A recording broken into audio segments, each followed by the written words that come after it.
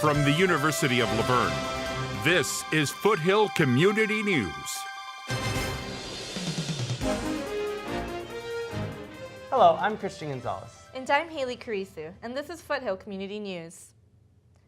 Heavy rains this winter brought lush green hillsides, but as summer approaches, these plants will turn dry and create a fire hazard. Reporter Michael Hernandez has some tips on how to protect your property.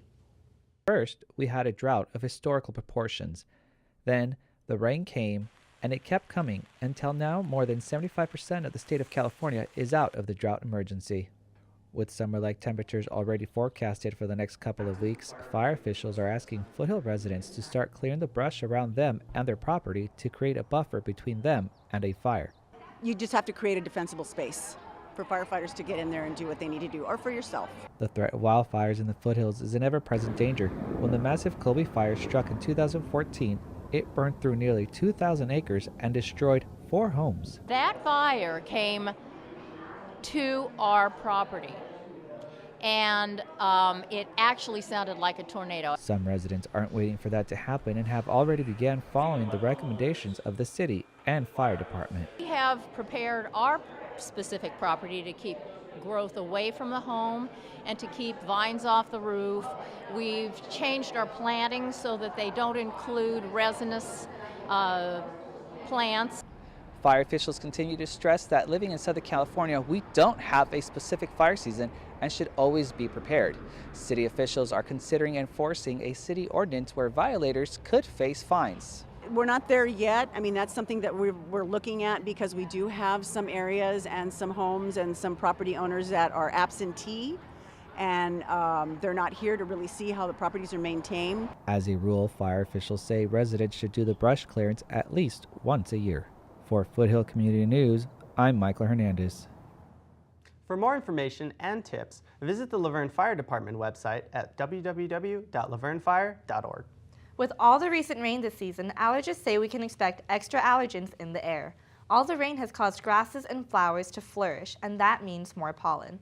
Add the Santa Ana winds and you have the perfect recipe for allergies. Doctors say people who suffer from high pollen allergies should avoid being outside on windy days and high pollen days. Rain and moisture are also creating a hotbed for bugs. One of them is this creature, which looks a lot like a monster mosquito hawk. They're actually crane flies, and they're harmless. According to the LA County Vector Control, the heavy rains this winter, along with rising temperatures, have made for great breeding for the flies. They don't bite and they don't live very long. Basically, they lay eggs, mate, and die. Some experts believe that they're beneficial to the ecosystem since the flies feed on decaying organic matter. If you visited downtown San Dimas a year ago, it would have looked like a trip to the Old West. That's right, Christian. Today, the heart of San Dimas sports a new look. Over 100 people came together to honor the hard work that went into the Bonita Avenue renovation. City officials, residents, and downtown businesses were all on hand as Mayor Kurt Morris cut the ribbon, dedicating the city's long-awaited restoration project. Having the celebration here today of a culmination of a project that's been probably 3 years in the planning and in the works. The goal of the project was to transform the downtown area's frontier theme to a more updated look, while preserving the historic buildings that date back to the early 1900s. The renovation included replacing the wooden boardwalks along Bonita Avenue with concrete sidewalks, and adding outdoor dining areas, benches, and bicycle racks. After months of rain delays and interruptions to businesses, residents and business owners say it was worth the wait. Everything doesn't happen overnight, so I respect the process, and at the end of the day, there's an end result. And I'm very happy with everything. Business owners have been very supportive, and a part of the reason they've been supportive is the city staff. Krishna Patel, the Director of Public Works, have maintained very close contact with the merchants during the time we were doing this. We tried to minimize the impact on them, and they really, I think, are enthusiastic about the change. Another new feature of the area is the addition of complimentary Wi-Fi. Michael Vasquez, manager of Arrowhive Networks, was thrilled with the feedback. Well, it's very positive. Getting a lot of excitement from different old and young, and really just curious to jump on the network and see how it works. The project cost just over $3 million. Officials say a third of their budget came from the infrastructure fund and an additional $100,000 from their lighting. One thing business owners are most excited about are the new concrete sidewalks. Not only are they much safer than the old wooden boardwalk, but they provide a new modern look that they think will do their businesses well. The Pomona Valley Hospital has been designated a trauma center and will now treat critically injured patients in the Pomona and San Gabriel Valley area. Brianna Weeks has the story. Previously, the closest trauma center was as far as 30 miles in each direction, costing critically injured patients precious time in life or death situations. When seconds matter, when someone is gravely injured with a traumatic injury, you really have minutes in order to reach critical care and trauma, specialized care if the patient's going to have any chance at surviving. Earlier this month, the Pomona Valley Hospital was officially designated a trauma center. With the designation, the hospital was awarded nearly $4.5 million to buy special equipment, more beds, and hire specially trained doctors and medical staff. The difference is that, you know, if you do trauma for a living, and that's what you do, and you're an expert in trauma, then you could provide more expedited care. The hospital has always treated trauma patients and now can do an even better job. For those who make it here, the shorter distance and expert care will increase their chances of survival. For Foothill Community News, I'm Bree Weeks. The city of Upland is facing some drastic measures because of its financial problems. For the last few years, the city's been operating in the red and now has to contract out some of its services. Upland is one step closer to disbanding its fire department and handing it over to San Bernardino County. Last week, the move was unanimously approved by a San Bernardino County Planning Commission overseeing the move. If we don't make a change now, we will not be able to fully fund our budget for 2018. Upland currently has 3 firehouses that it operates and maintains. Not long ago, it invested $1.6 million in a state-of-the-art fire engine. Under the new contract, San Bernardino County will take control of all of it. Former Upland firefighter Phil Watkins thinks it's a good move. The fire service will still be proud and serve well by way of the San Bernardino County Fire Department, of which the Upland employees are going to become part of. But it does, it's sad to see that tradition go. The city of Upland is estimated to save about $3.5 million a year by having the county take over the fire services. But Watkins says if the city had planned better, it would not be in this position. I think the city could have had more foresight on economically managing the city and coming up with revenue streams rather than just building more houses, which creates more demands for service. Now that the commission has approved the annexation, they will enter a 30-day protest period where any resident can still voice their opposition to the annexation. Coming up, a new grocery store lays down roots in Verne, and San Dimas residents raise their glasses to toast the town. All this and more on Foothill Community News. Hey, look, it's those guys. Are you good to drive? I'm fine. How many did you have? I should be fine. You should be? Go and step out of the vehicle for me. See ya, buddy. Good luck. So turns out, buzz driving and drunk driving, they're the same thing, and it costs around $10,000. So not worth it.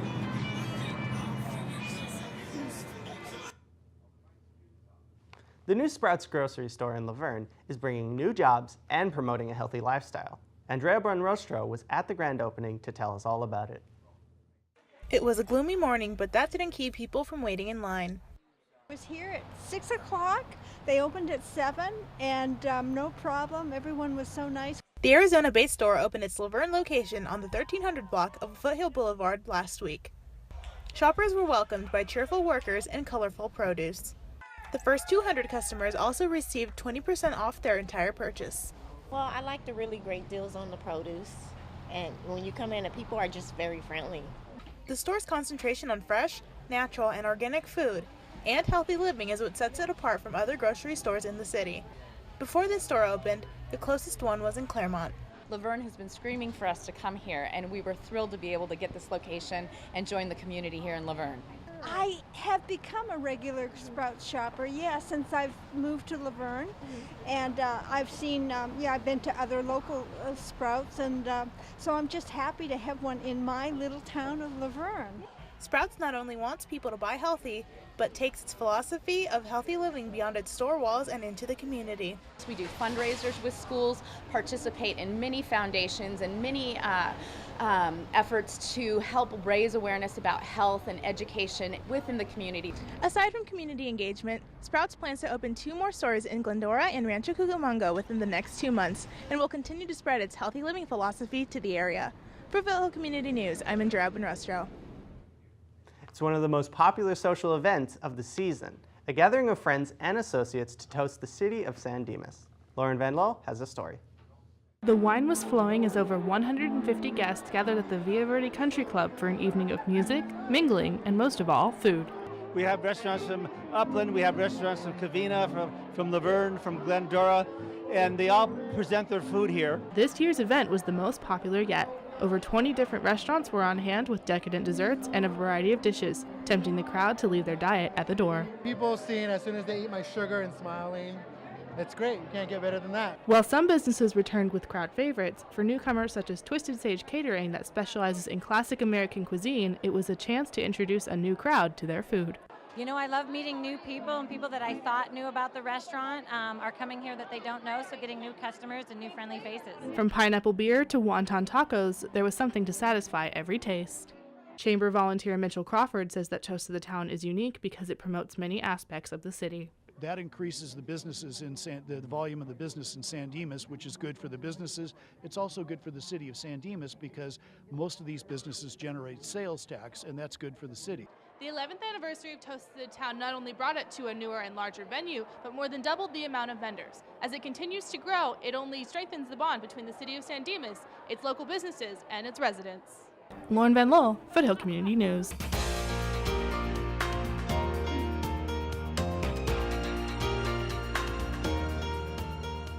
If you're looking for something to do, look no further. Here's what's happening around the town.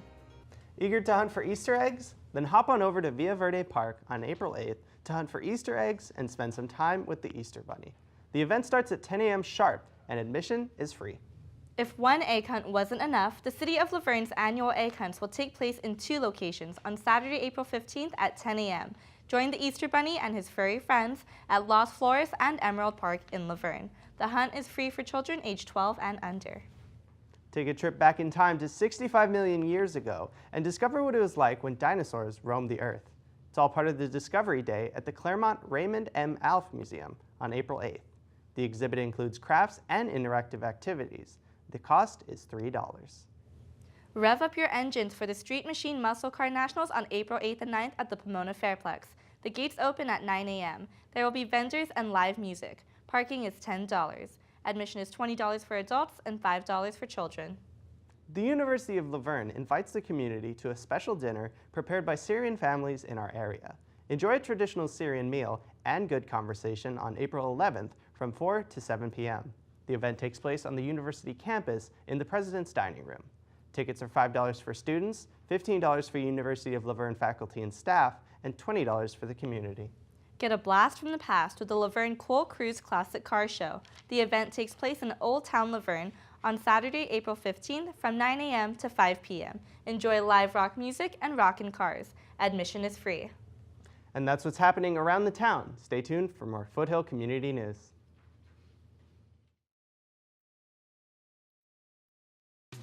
I've won Olympic gold medals. But this is a race I really want to win. 10 people in America drown every day. It's the race to save lives. 1 in 5 kids are younger than me. Growing up, my mom was afraid of the water, something she did not want me to feel. So I enrolled Missy in swim lessons. Swimming became my passion. It changed my life. And now you can do the same for someone that you love. Drowning is preventable. Did you know that swim lessons reduce the risk by 88%? Visit usaswimmingfoundation.org to find, get, or give a swim lesson. There's nothing more precious than your child's well-being. So act now before it's too late. Make us swim! I'm glad I did. Thanks, Mom. The USA Swimming Foundation, saving lives and building champions. A local robotics team that has only been around for a few years is now one of the most dominant teams in Southern California. Reporter Carson Leathers put on his tech hat to bring us his story. Damien High School started the robotics club 4 years ago with its sister school St. Lucy's, giving the students a chance to dive into the world of robotics. Robotics is kind of a big category where you're talking about machines that have automation. The art of robotics is being able to learn mechanics and the computer programming elements to have a fully functioning robot. At Damien, students have taken the art to a whole other level. But for ours in particular, it's competitive robotics, so they have a particular task that they're going to build their machine to do. All year long, the students prep for competitions, and with that comes a lot of time and hard work.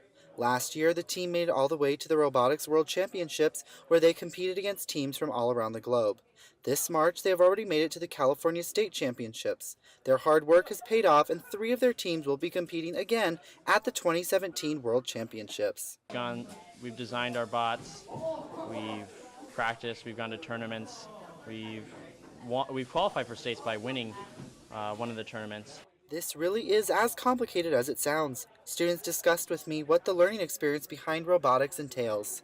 I didn't know it all. I learned everything that I know now from showing up and going to robotics.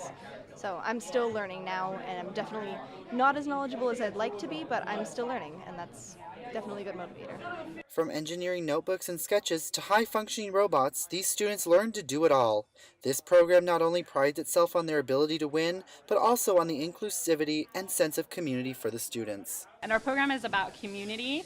Our program is about working together and basically doing the best that we can and having fun while we do it. For such a young team and so many achievements, students and staff have high hopes for their teams. Maybe another world championship is here in the making at Damien High School. For Foothill Community News, I'm Carson Leathers.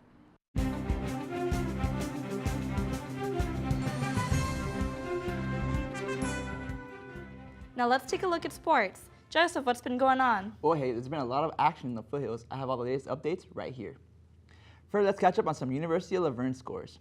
The softball team has been on a roll lately, winning their last 5 games, including sweeps of Whittier College on March 25th by scores of 8-7 and 11-1, as well as Williams College on March 28th with scores of 6-5 and 5-2.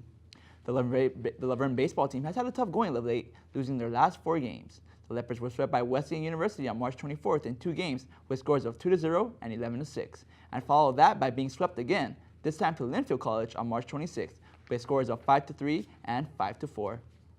The La Verne women's water polo team edged out Chapman on March 25th 14-10, but then lost their next 2 games to Brown University and Pomona Pitzer with scores of 16-9 and 5-4. And speaking of the La Verne women's water polo team, it is having one of its best seasons ever. I caught up with the players and their coach to find out the secret to their success.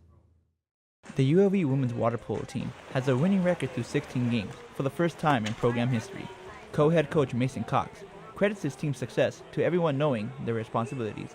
I've been able to find girls that, really buy in, and it's really not just one person's team. Defensively, we work great as a team together, and on offense, it's the same exact thing. It's working together as a team. Understanding your roles and knowing what you need to do is the key to our success. Early in the season, La Verne, an NCAA Division III school, played against Division I and II schools, including powerhouses such as Stanford, Arizona State, and Azusa Pacific University. Coach Cox believes his team gained valuable experience that has contributed to their early season success. It really shows the girls how good the water polo can be. It really shows the level of water polo, offensively, defensively, physically. I think the physicality against those Division I teams really teach the girls how to be successful. Megan Little, a senior attacker who has played for the water polo team all 4 years, credits her team's defensive skills as a major strength. My coach is really focused on making sure that our defense is 100% before anything else, and that's what wins games. Megan also believes that the water polo team is in a great position to win a championship. Oh, we can go all the way. I know that. With our confidence and the leadership on this team, we got it. The women's water polo team is doing so well to start this season. However, they still want more fan support at their games. Come and support. We need some fans out here. We're going all the way. We need some people to cheer us on. Back to the scores now, this time the local high school scene. The Bonita baseball team lost to Glendora High School on March 24th, 10-8. The Bearcats did regroup in their next game, however, on March 27th when they defeated Cantwell Sacred Heart 5-2. The Bearcats softball team had a pair of games on March 25th. They lost to Mayfair in their first game 11-10, but then they recovered later that day to beat St. Paul 11-3. The San Dimas baseball team is on a roll. The Saints have won 4 in a row, including gaining victories over Acadia High School 2-0 on March 24th and Buckley High School on March 27th 15-3. The Saints softball team lost their last 2 games, falling to El Rancho High School 7-4 on March 23rd and then to South Hills High School 5-4 on March 28th. And to wrap up the sports scores tonight, the Damien baseball team continues their dominance of the Baseline League with victories over Upland High School and Chino Hills with scores of 2-0 and 11-2. Well, that's it for sports tonight. Thanks, Joseph. Thanks, Joseph. Changes are coming to parts of San Bernardino and eastern Los Angeles County. They are going to be getting a new area code, and we've got the 411. It seems the 909 prefix is running out of numbers. The California Public Utilities Commission will issue a new area code in about 2 years. They haven't determined what that area code will be, but if you already have a 909 prefix, you get to keep it. New phone numbers will get a different area code. I've got an 808 number, so I am in the clear. And I have a 323, so I'm just fine. That'll do it for us here at Foothill Community News. I'm Christian Gonzalez. And I'm Haley Carisu. See you next time.